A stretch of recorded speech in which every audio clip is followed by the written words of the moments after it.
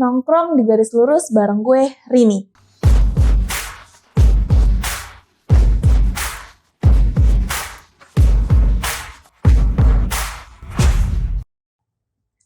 Masyarakat lagi dihebohkan dengan tindak tanduk anak pejabat publik melakukan penganiayaan yang berakibat fatal.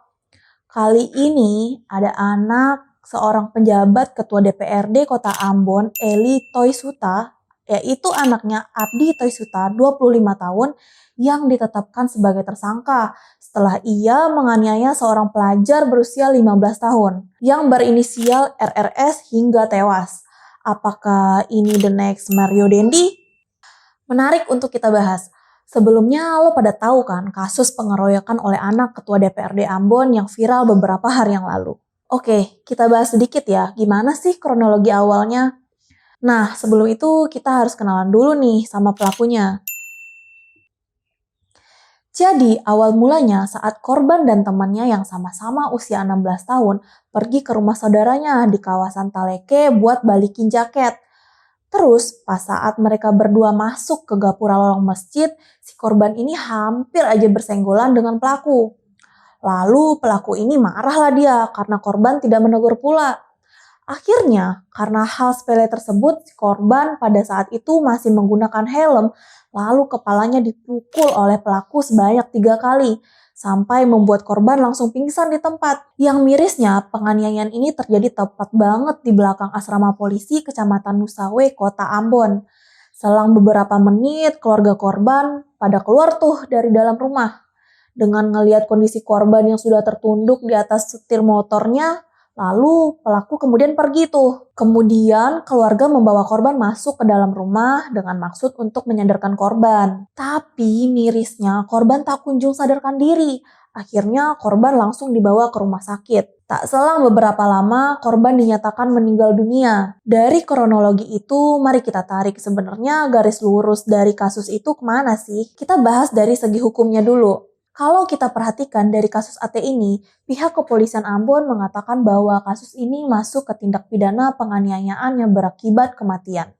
Terdapat pada pasal 351 ayat 3 yang berbunyi, jika mengakibatkan mati, diancam dengan pidana paling lama 7 tahun. Jadi, maksudnya adalah kalau lo menganiaya orang dan penganiayaan itu mengakibatkan si korban meninggal, maka lo akan diancam pidana penjara paling lama 7 tahun. Nah, jadi pada kronologinya ini si AT memukul kan 3 kali aja tuh. Dan siapa sangka dengan 3 kali pukulan itu, korban langsung meninggal dunia. Nah, pertanyaannya pada saat dia melakukan pemukulan itu, ada niat gak untuk membuat si korban meninggal dunia? Atau ada nggak kata-kata ingin membunuh yang dilontarkan AT pada saat kejadian? Masih jadi pertanyaan ya? Atau lo lihat sendirilah di videonya yang viral itu. Dan lo bisa bayangin dulu, sebenarnya untuk kronologi itu kan masih dikupas oleh pihak kepolisian ya. Kita tunggu aja perkembangan kasusnya seperti apa. Kasus penganiayaan yang dilakukan oleh anak penjabat ini mengingatkan publik pada kasus Mario Dandi yang sempat viral dan menjadi sorotan masyarakat beberapa waktu lalu. Yang kita tahu, Mario Dandi yang merupakan mantan anak penjabat pajak itu melakukan penganiayaan keji terhadap pelajar yang bernama David Ozora. Akibat kejadian itu, David harus dirawat di ICU selama beberapa minggu karena kondisinya yang kritis. Korban Mario Dandi yang merupakan David Ozora yang masih berusia 17 tahun, sedangkan korban penganiayaan Abdi Toisuta RRS merupakan pelajar yang masih berusia 15 tahun. Tapi dari sisi positifnya dari kedua kasus ini adalah orang tua masing-masing tersangka ini terlihat kooperatif. Ya seenggaknya kita lihat di media kan orang tuanya nggak ikut campur. Baik berkomentar ataupun tindakan. Walaupun anak mereka bersalah ya masing-masing orang tua mereka tetap menyerahkan semuanya ke pihak yang berwajib. Dan mereka tidak berpolemik di media. Tapi itu kan yang kita lihat di media ya. Berbeda dengan kasus penganiayaan anak dari AKBP Akhiruddin Hasibuan, yaitu anaknya yang bernama Aditya Hasibuan.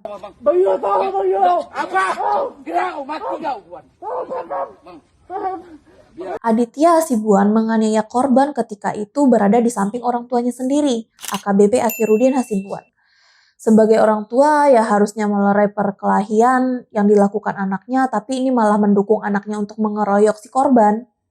Bahkan orang tuanya ini malah menyuruh bawahannya untuk menodongkan senjata laras panjang kepada si korban. Nah, di sini putra AKBP Akhirudin Hasibuan yaitu anaknya Aditya Hasibuan didakwa pasal berlapis dalam kasus dugaan penganiayaan terhadap Ken Admiral. Pada sidangnya, jaksa penuntut umum menuntut Adit ini dengan pelanggaran pasal 351 ayat 1 KUHP tentang penganiayaan. Kedua, pasal 406 ayat 1 KUHP tentang perusakan barang milik orang lain.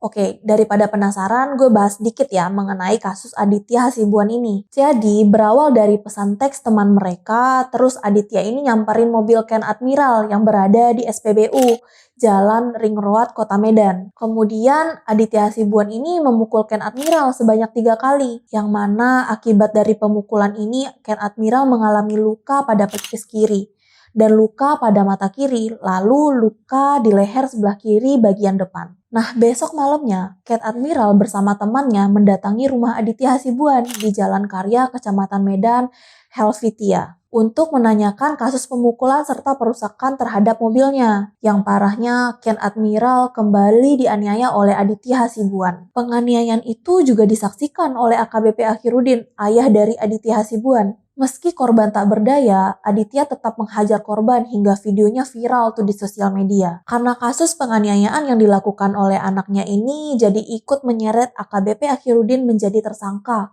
karena membiarkan anaknya menganiaya Ken Admiral. AKBP Akhirudin juga dicopot dari jabatannya sebagai Kabak Bin Operasi Direktorat Narkoba Polda Sumatera Utara. Kemudian dalam sidang Komisi Kode Etik Polri di bidang Propam Polda Sumut, Majelis Kode Etik menjatuhi hukuman AKBP Akhirudin berupa pemberhentian dengan tidak hormat atau dipecat dari Polri. Kesimpulannya, mau anak siapapun lo, kalau lo bersinggungan dengan hukum, lo tetap harus menerima pertanggungjawaban di mata hukum. Dan bagi orang tua, jangan lagi deh membela anak yang nakal dengan kasus seperti itu. Kan berpengaruh ke jabatan pekerjaan. Apalagi nama baik yang udah dibangun puluhan tahun. Udah 2023, gak zaman lagi deh kasus hukum dibungkus dengan kekuasaan.